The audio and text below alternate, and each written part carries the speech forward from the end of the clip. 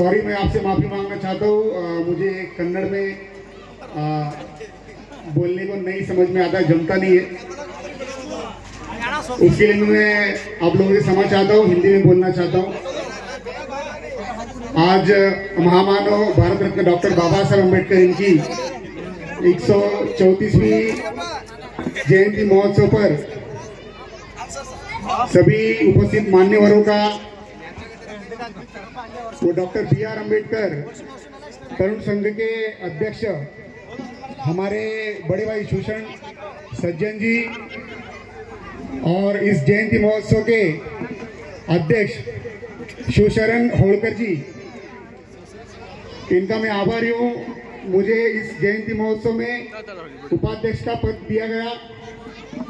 मैं इस जयंती महोत्सव के लिए, इस कार्यक्रम में उपस्थित रहने के लिए मुंबई से आया हूँ। इस चुनचनसुर गांव का वंशज हूँ और मुझे अभिमान है मेरे गांव पर।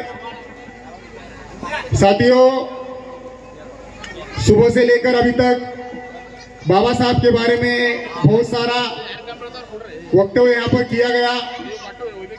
बाबा साहब का जीवन परिचय यहाँ पर सारे महानुभावों ने दिया। आप लोग बाबा साहब को भली भांति जानते हैं। मैं उसके अलावा आप लोगों को कुछ बताना नहीं चाहता। यही दो शब्द कहना चाहता हूँ। हमारे ही लोग हमारे बाबा साहब को गद्दार हुए हैं। हम सब लोगों को ये जानना चाहिए,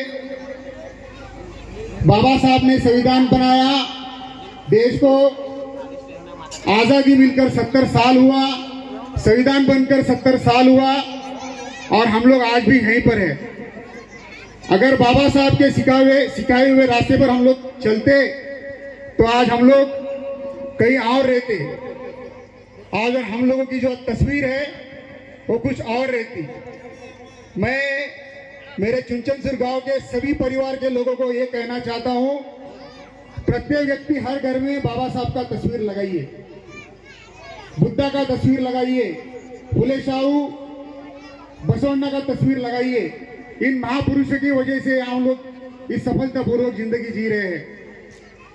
साथियों, मैं आप लोगों को ये बताना चाहता हूं, मैं 2 बार दिल्ली जाके आया। वहां पर मैंने आंदोलन की। महाराष्ट्र में, मुंबई में, अलग अलग जिले में, अलग अलग तालुके में जाकर आंदोलन करता हूं। सभी अम्बेडकरी मूवमेंट के लोग रास्ते पर उतरकर आंदोलन करते हैं। क्यों करते हैं? हमारे लोगों पर अन्याय चरम सीमा पर है। हमारे लोगों को घर घुसकर मारा जा रहा है। हमारे माँ बेटी बहनों को अत्याचार किया जा रहा है, उनको रेप किया जा रहा है। आज हम लोग चुप है। क्यों चुप है? हमारे पास शक्ति नहीं है। संविधान हमारा है। जो लोग IAS, IPS, UPSC, MPSC करके इतने बड़े बड़े ओहदे पर पहुंचे हैं, वो लोग हमारे नहीं है। वो लोग कौन है आप लोगों को पता है। बाबा साहब ने जो हम लोगों को सिखाया था वो हम लोगों ने नहीं सीखा। वो मनुवादी सीखकर IAS, IPS ऑफिसर बन गए और हम लोग आज भी यहीं पर है। कुछ गिने चुने उंगली बराबर हमारे लोग IAS, IPS कर चुके हैं। मैं हमारे जो गांव में जो 10वीं 12वीं जो बच्चे पढ़ रहे हैं उनसे मैं यही कहूंगा, बाबा साहब को पढ़िए, संविधान को पढ़िए, IAS, IPS, UPSC, MPSC कीजिए और हमारे गांव का नाम रोशन कीजिए। अगर आप IAS, IPSC, UPSC करते हैं, कलेक्टर बनते हैं, बड़े बड़े ओहदे पर जाते हैं, जो अन्याय अत्याचार हम लोगों पे हो रहा है उसको हम रोक सकते हैं। वो कैसे रोक सकते हैं मैं आप लोगों को बताता हूं। मैं जहां पर रहता हूं मानपुर, उसी जगह पर बाजू में एक एरिया है गवंडी। वहां पर एक व्यक्ति है चंद्रकांत लोखंडे नाम का, जो 2023 में वो बाबा साहब का जयंती मनाता है। आसपास के मनुवादी उसको पूछते हैं कि बाबा साहब का जयंती क्यों मनाया। यहाँ पर हम हिंदू लोग रहते हैं, यहाँ पर तुम बाबा साहब का जयंती नहीं मना सकते। तो अकेला व्यक्ति 50 लोगों को विरोध करता है। वो 50 लोग 2023 में उसको घर घुसकर मारते हैं।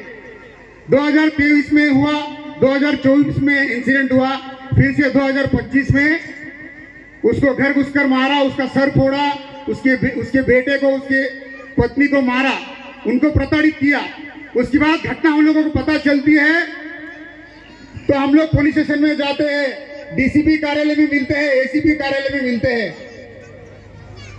SC/ST एक्ट अंतर्गत उनके ऊपर गुना दाखिल होता है, मगर आज तक अभी तक जो लोगों ने हमारे जो चंद्रकांत लोखंडे है उसके घर में घुसकर जो मनुवादियों ने मारा था, FIR दर्ज हुआ, अभी तक उनको अटक नहीं हुआ है। FIR दर्ज हुआ है, फिर भी जो लोगों ने घर घुसकर मारा वो लोग अभी तक बाहर घूम रहे हैं। क्यों? जो ACP और DCP है वो हमारे लोग नहीं है। अगर उसी जगह पे हमारा कोई दलित समाज का व्यक्ति IAS IPS बनकर वहां पर बैठता जाता